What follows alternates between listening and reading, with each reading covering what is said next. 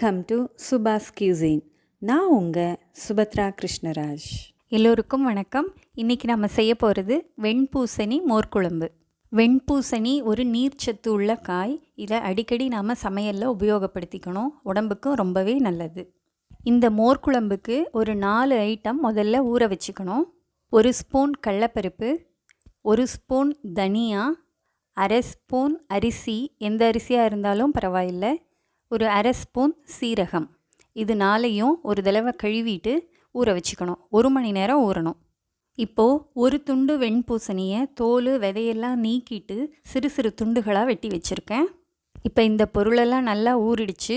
இதனோட ஒரு துண்டு இஞ்சி, 3 பச்சை மிளகாய், ஒரு 3 டேபிள் ஸ்பூன் அளவுக்கு தேங்காய், இது எல்லாத்தையும் ஒன்றா சேர்த்து நைஸாக அரைச்சிக்க போகிறோம்.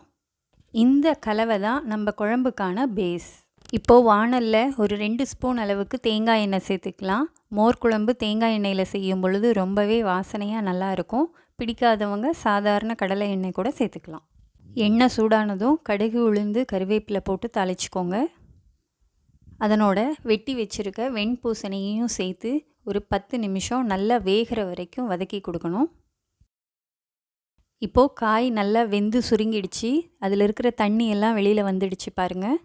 இப்போது அரைச்சி வச்சுருக்க கலவையையும் சேர்த்துடலாம். இதை ஒரு 5 நிமிஷம் நல்லா கலந்து கொடுக்கணும். இதனோட பச்சை வாசனை போகணும். அது வேகட்டும். நாம் அதுக்குள்ளே தயிரை கடைஞ்சிடலாம்.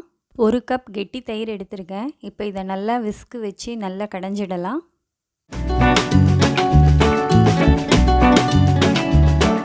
கடைஞ்ச தயிரை குழம்புல சேர்த்துடலாம். இப்போது தயிர் சேர்த்ததுக்கப்புறம் ரொம்ப நேரம் அடுப்பை எரிய விடக்கூடாது. அதுவும் இல்லாமல் நாம் சட்டியில் செய்கிறதுனால ஜஸ்ட் ஒரு 2 மினிட்ஸ்லேயே அடுப்பை ஆஃப் பண்ணிடணும். சட்டி சூட்லேயே அது இன்னும் ஒரு 5 நிமிஷம் நல்லா வேகும். ரொம்ப வெந்ததுன்னா தயிர் திரிஞ்சிடும். நம்ம உடனே ஆஃப் பண்ணிடணும். குழம்புக்கு தேவையான அளவு உப்பையும் சேர்த்துக்கோங்க.